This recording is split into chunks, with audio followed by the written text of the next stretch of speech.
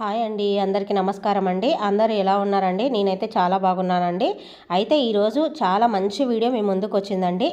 ఎలాంటి అంగులు ఆర్భటాలు లేకుండా సింపుల్గా ఇంట్లో ఈజీగా వరలక్ష్మి వ్రతం ఎలా చేసుకోవాలనేది ఈ వీడియోలో చూపిస్తానండి. అయితే మనం ఏం చేయాలంటే అన్నీ మనకి ఎంత పెద్ద ఈ మధ్య ఎక్కువ చేస్తున్నారని ఎక్కువ ఖర్చు పెట్టుకోకుండా మనం బాగా గొప్పగా చూపించుకోవాలా, అందరూ మనల్నే పొగడాలా, అందరికంటే మా ఇంట్లోనే వరలక్ష్మి వ్రతం బాగా చేసుకోవాలా, మేమే గ్రాండ్గా కనపడాలా, మమ్మల్ని బాగా పొగడాలా అన్నట్టు ఈ మధ్య అదే చేస్తున్నారండి. అయితే మనం ఎంత గొప్పగా చేసుకున్నా పూజ ఫలితం అనేది అంత ఉండదండి. కాకపోతే మన మనసుతో అమ్మను ఒక నైవేద్యము, ఒక పుష్పము, ఒక పండు పెట్టినా పూజ చేసుకున్న భక్తితో చేసుకునేదే అమ్మవారు అనేది మనకు కరుణిస్తుందండి. ఆ పూజా ఫలితం కూడా మనకు దక్కుతుందండి.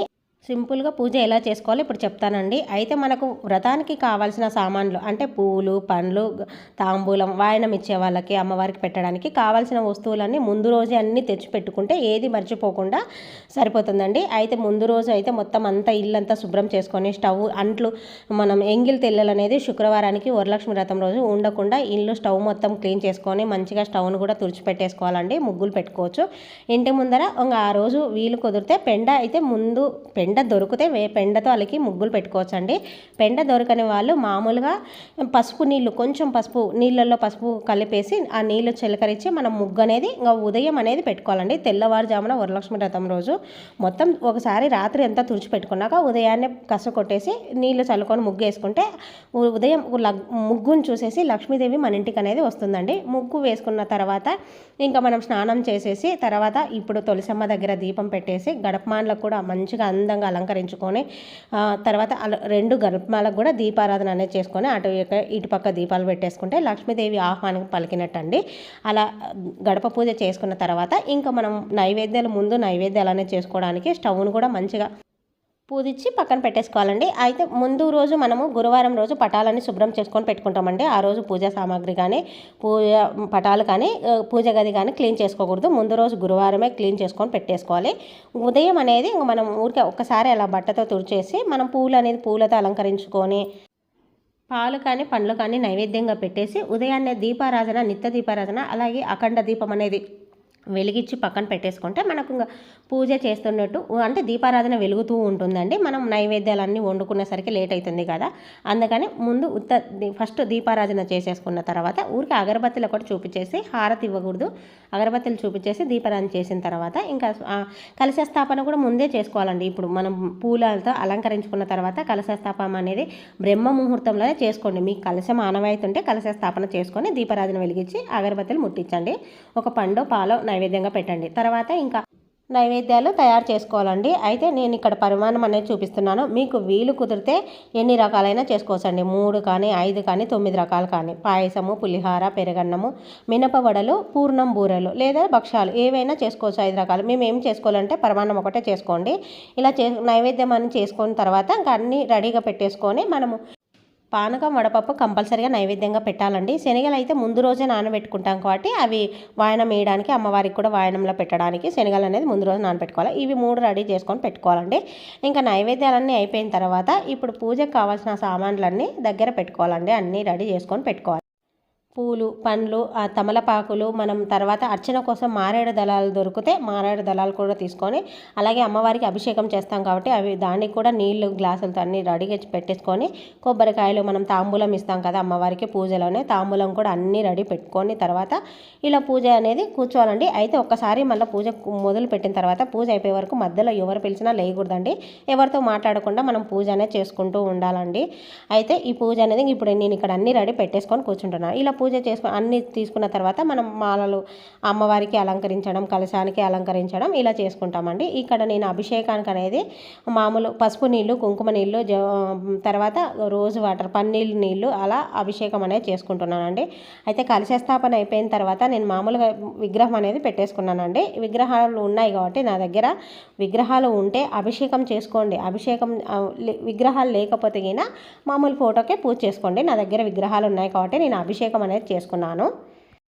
అభిషేకానికంటే ముందు గణపతి పూజ అయిపోయిందండి. అది క్లిప్ మిస్ అయినట్టుంది. గణపతి పూజ చేసుకొని స్వామివారికి నైవేద్యము, హారతి అన్నీ ఇచ్చినాక, ధూప దీపాలు నైవేద్యంగా ఇచ్చినాక స్వామికి తర్వాత వినాయకుడిని పక్కకు జరిపిన తర్వాత నేను అమ్మవారికి విగ్రహాలకు అనేది అభిషేకం చేసిన. అభిషేకం కూడా అయిపోయిన తర్వాత ఇప్పుడు అమ్మవారి దగ్గర ఇలా కుంకుమ, పసుపు, గోమతి చక్రాలు, చిట్టి గాజులు, అవి గురిగింజ గింజలు, తామర గింజలు, గాజులు అది వేస్తున్నానండి అమ్మవారి. తర్వాత మనకు అర్చన కోసం అనేది ఇలా చిల్లర ఒక్కొక్క రూపాయి నాణ్యంతో వేసుకోవచ్చు, లేదంటే ఇలా అమ్మవారి దగ్గర అన్నీ ఇలా పోసులాగా పోసి పెట్టొచ్చండి. అలాగే అమ్మవారికి యాలకులు, లవంగాలు అంటే చాలా ఇష్టం అండి. అలా నేను అవి కూడా పెడుతున్నానండి. దాంతోపాటు కొంచెం పచ్చకర్పూరం అనేది వేసేసి ఆ యాలకల లవంగాల కాడ పెట్టేశాను. ఇలా మంచిగా విగ్రహాన్ని ఇలా అలంకరించుకుంటే చాలండి. అయితే మనకు మారేడు దొరాలు దొరికితే మంచిగా ఆ రోజు అర్చన చేసుకోండి. లక్ష్మీ అష్టోత్తరాలతో మారేడు దొరాలతో పూజ చేసుకుంటే చాలా మంచిదండి. మారేడు దొరాలు దొరకనప్పుడు మామూలు పూలతో కానీ కుంకుమార్చన కంపల్సరీగా చేసుకోండి. కుంకుమార్చనతో అలాగే అమ్మవారికి ఎంతో ఇష్టమైన ఒక్క తామర పువ్వు అయినా ఆ రోజు దొరికితే పెట్టండి.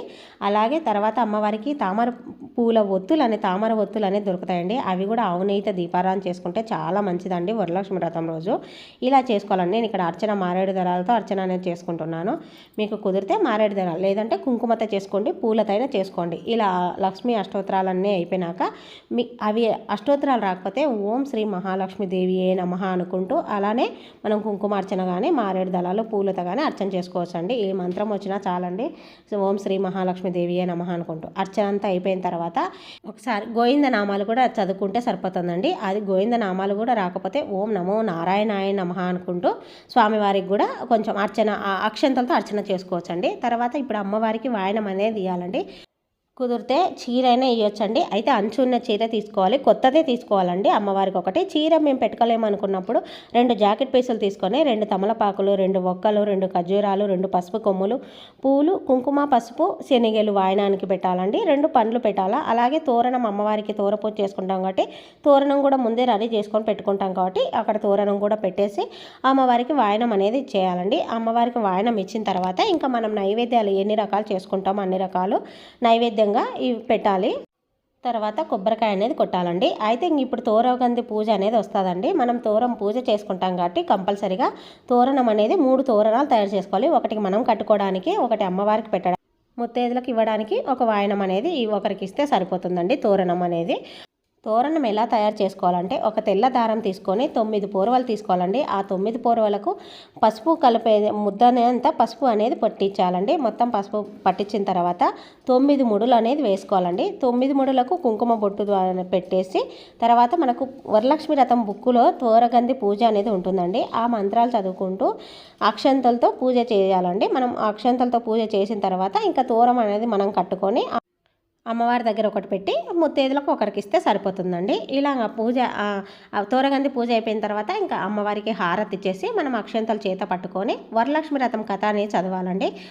కథ చదివిన తర్వాత మనం 3 ప్రదక్షిణలు అనేది తిరిగేసి అమ్మవారి దగ్గర అక్షంతలు మన మనసులో కోరిక చెప్పుకుంటూ అమ్మవారి పాదాల దగ్గర అక్షంతలు వేసి మన తలపైన కూడా వేసుకుంటే గాడికి వరలక్ష్మి వ్రతం అనేది కంప్లీట్ అవుతుందండి. అయితే తర్వాత మనం మొదటిగా ఒకరికి తాంబూలం అనేది ఇచ్చేసిన తర్వాత మనం భోజనం అనేది చేయాలి. అది గుర్తుపెట్టుకోండి. అందరికీ మధ్యాహ్నమే పిలిచి ఇవ్వచ్చండి. అందరూ రాలేము, మేము పూజ చేసుకుంటాం, కొంచెం లేట్ అవుతుందంటే కనీసం ఒకరికైనా తాంబూలం ఇచ్చేసి మీరు భోజనం అనేది చేయొచ్చండి. తర్వాత మిగతా వాళ్ళకు వచ్చిన ఇవ్వచ్చండి. తర్వాత అయితే తాంబూలం కూడా ఇచ్చేది సాయంత్రం చీకటి 5 లోపలే ఇచ్చేసుకోండి. చీకటి పడినాక తాంబూలం అనేది ఇవ్వకూడదండి. అదొకటి గుర్తుపెట్టుకోండి. మధ్యాహ్నమే అందరికీ వీలైనంత వరకు ఇచ్చేసుకోండి. మీరు ఎంతమందికి ఇస్తామంటే అంతమందికే ఇచ్చుకోండి. ఇప్పుడు తాంబూలంలో ఏమి ఇవ్వాలా అనేది వాయనంలో చెప్తానండి. మనకు కుదిరితే 2 జాకెట్ పీసులు పెట్టాలండి. 2 జాకెట్ పీసులు కూడా ఇవ్వలేము అనుకున్న వాళ్ళు ఒక జాకెట్ పీస్ అయినా పెట్టవచ్చు. అది కూడా మేము జాకెట్ పీసులు కూడా ఇవ్వలేమంటే కనీసం ఒకరికి జాకెట్ పీస్ ఇచ్చి మిగతా వాళ్ళకు పొట్టి తాంబూలమైనా ఇవ్వచ్చండి. అయితే జాకెట్ పీస్ పెట్టుకున్న తర్వాత 1 కానీ 2 కానీ జాకెట్ పీసులు పెట్టేసుకొని జాకెట్ పీస్ పెట్టిన తర్వాత 2 తమలపాకులు, 2 ఒక్కలు, 2 ఖర్జూరాలు, 2 పసుపు కొమ్ములు, పండ్లు ఏవైనా పెట్టుకోవచ్చు, పూలు, గాజులు, శనగలు కంపల్సరీగా ఉండాలండి. ఇంకా కుంకుమ పసుపు అనేది పెడతాం కాబట్టి ముందుగా ఇవన్నీ రెడీ చేసుకొని పెట్టుకోవాలండి. తాంబూలంలో వచ్చిన వాళ్ళకి ముందు కాళ్ళకు పసుపు అనేది పూసేసి ఆ చెయ్యిని మనము కడుక్కోకుండా ఒక క్లాత్కు తుడుచుకున్న తర్వాత వాళ్ళకి పసుపు అనే మన కుంకుమ అనేది బొట్టు పెట్టి పసుపు ముద్దను కలిపిస్తే వాళ్ళకు తాలిబొట్టు అనేది పూసుకుంటారండి. ఇంకా తర్వాత మనం గంధం అనేది పెట్టేసి ఈ తాంబూలం అనేది వాళ్ళకి ఇవ్వాలండి. ఇస్తినమ్మ వాయనం అనుకుంటూ 3 సార్లు మనం అంటే పుచ్చుకుంటున్నమ్మ వాయనం అని వాళ్ళు 3 సార్లు అంటారండి. ఇలా ఒకరికి కంపల్సరీగా ఇచ్చింది. ఇప్పుడు ఈ మొదటి వాయనం ఇస్తామన్నాం కదా, ఈ వాయనంలో మనం తోరణం చేసినాం కదండి, ఆ తోరణం అనేది ఇక్కడ పెట్టాలండి. ఇంకా మిగతా వాళ్ళకు తోరణం ఇవ్వకుండా పర్లేదండి, ఒట్టి తాంబూలమే ఇవ్వచ్చు. ఇలా తాంబూలం వాయనం అనేది ఇచ్చేసిన తర్వాత మేము జాకెట్ పీస్ కూడా ఇవ్వలేదనుకున్న వాళ్ళు 2 తమలపాకులు, 2 వక్కలు, పూలు, పండ్లు, కుంకుమ, పసుపు, శనగలు కంపల్సరీగా పెట్టి ఇవ్వండి. ఇది ఇచ్చినా సరిపోతుందండి. ఇంతేనండి, చాలా సింపుల్గా పూజ చేసుకోవచ్చండి. మనకు భక్తి అనేది ముఖ్యమండి. ఎక్కువ ఆడంబరాలు లేకుండా ఇలా చాలా సింపుల్గా చేసుకోండి. ఇంకా వాయనం అనేది మీరు ఎంతమందికి ఇస్తారనేది మీ ఓపిక అండి. ఎంతమందికి ఒకరికి ఇచ్చినా సరిపోతుందండి. మనం అమ్మవారికి ఆల్రెడీ ఇస్తాం కాబట్టి కంపల్సరీగా అమ్మవారికి అయితే ఇచ్చుకోండి. జాకెట్ పీస్తో అమ్మవారికి ఇచ్చినా సరిపోతుందండి. అయితే ఇంకా సాయంత్రం ఈ దీపాలు అనేది వెలుగుతుంటాయి. మనం తాంబూలం ఇచ్చేస్తాము, భోజనం కూడా చేస్తాం కదండి. మళ్ళీ సాయంత్రం ఒకసారి ఇల్లు అంతా శుభ్రం చేసుకున్న తర్వాత మళ్ళీ ఆ దీపారాధన కుందులు మార్చేసి కొత్త కుందులు పెట్టేసి ఒక పండు కానీ ఒక నైవేద్యం కానీ మళ్ళీ సాయంత్రం అమ్మవారికి పెట్టేసి పూజ చేసుకున్న తర్వాత ఇంకా సాయంత్రం ఎవరు రారు అన్నప్పుడు ఎర్ర నీళ్ళతో పూజ గదిలో అమ్మవారికి హారతి ఇచ్చేసి మన గుమ్మం దగ్గర కూడా హారతి చూపించి ఆ ఎర్ర నీళ్ళు పక్కన పోసేసి బయట పోసి కాళ్ళు కడుక్కుంటే అయిపోతుందండి. అంటే అమ్మవారికి ఇంటికి ఎవరైనా వచ్చిన వాళ్ళు దిష్టి తగలకుండా, అమ్మవారికి మనకు ఇంటికి తగలకుండా ఆ ఎర్ర నీళ్ళతో దిష్టి అనేది తీస్తారండి. ఇలా చేసేస్తే ఇంకా ఆవిడకి పూజ అయిపోతుందండి. మీరు మళ్ళీ శనివారం రోజు మరుసటి రోజు ఉప్పు లేకుండా పెరుగన్నం పెట్టేసి అమ్మవారికి నైవేద్యంగా కొబ్బరికాయ కొట్టేసి అది మనం మామూలుగా పూజ ఎలా చేసుకుంటాం అలా చేసి కొబ్బరికాయ కొట్టిన తర్వాత ఇంకా దీపాలు కొండెక్కిన తర్వాత మీరు కలశం పెట్టుకుంటే కలశంని కలిపిచ్చేస్తే 3 సార్లు సరిపోతుందండి. ఫోటో ఉన్నా కూడా ఫోటోను 3 సార్లు కదిపిస్తే సరిపోతుందండి. ఇలా కదిపించేసిన తర్వాత ఆ వస్తువులన్నీ మనం కట్టుకున్న తోరణం అన్నీ తీసేసి పూజ సామాగ్రిని చెరువులో వేసేస్తే సరిపోతుందండి. ఆ పసుపు గణపతిని మనం మొహానికైనా పూసుకోవచ్చు, లేదంటే చెట్ల మొదట్లో వేయండి. కానీ తులసి కోటలు అయితే వేయకుండా మామూలు మొక్కల్లో వేసుకోవచ్చు అండి. ఇది ఇంతేనండి. ఇలా చేసుకుంటే వరలక్ష్మి వ్రతం పూజ ఫలితం అనేది మనకు ఖచ్చితంగా వస్తుందండి. ఇంకా మీకు ఏమైనా డౌట్స్ ఉంటే మన కామెంట్ సెక్షన్లో కామెంట్ చేయండి, నేను చెప్తానండి. ఇంకా మీకు మన ఛానల్లో లాస్ట్ ఇయర్ పెట్టిన వీడియోస్ కూడా అన్ని డీటెయిల్స్గా ఉన్నాయండి. బాగా ఒకసారి చెక్ చేసుకోండి, ఇంకా మీకు బాగా అర్థమవుతుందండి. ఉంటానండి, మరొక మంచి వీడియోతో మీ ముందుకు వస్తాను. బాయ్ అండి.